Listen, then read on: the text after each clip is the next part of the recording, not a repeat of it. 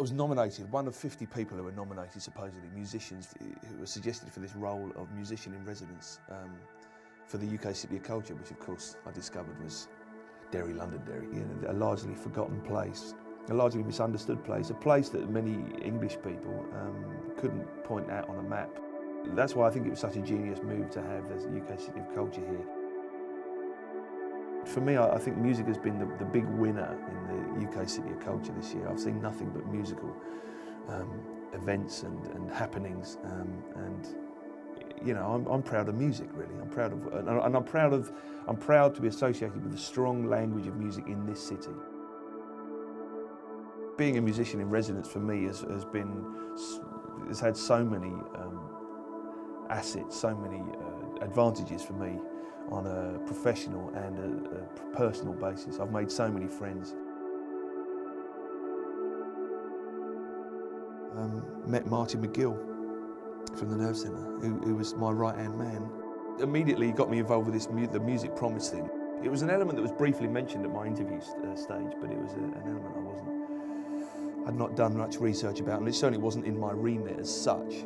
In the initial stages, it involved Marty taking me to a bunch of community centres and schools, and culminating in the St Augustine's thing, which halfway through the year, it was part of Music City Day, I think, which was on June the 21st, longest day of the year. I decided for this sort of interim performance that it would be less about me and my band and more about the people that I'd met along the way, especially in the Music Promise. So we put together, as well as putting together what we called the Mount Molehill Choir, of just, you know, singers and people that Marty knew, and all people from choirs across the city.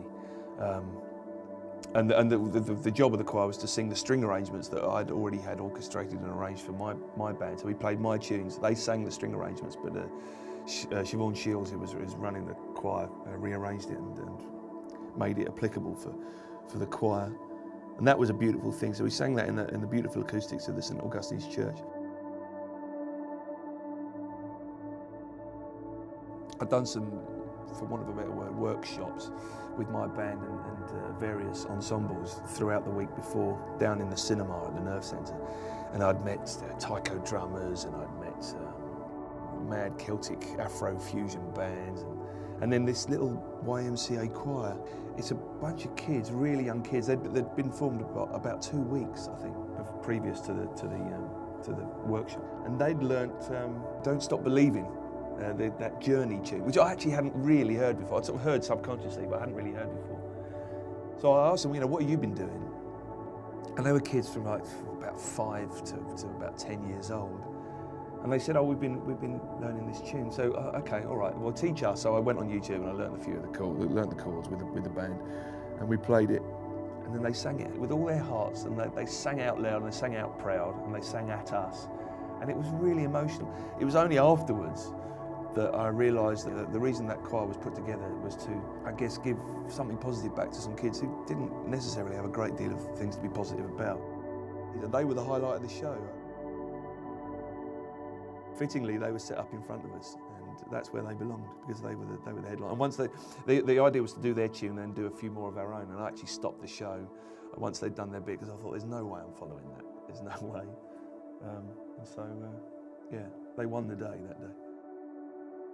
You have to be glad that the City of Culture has been here this year. You just have to be. You just have to look at your child or your grandchild or someone, you know, a relative, a young relative, or a musical person that you know, and you have to see that they have benefited from it. To coin a rather cheesy cliche, but the power of music has been in evidence here this year.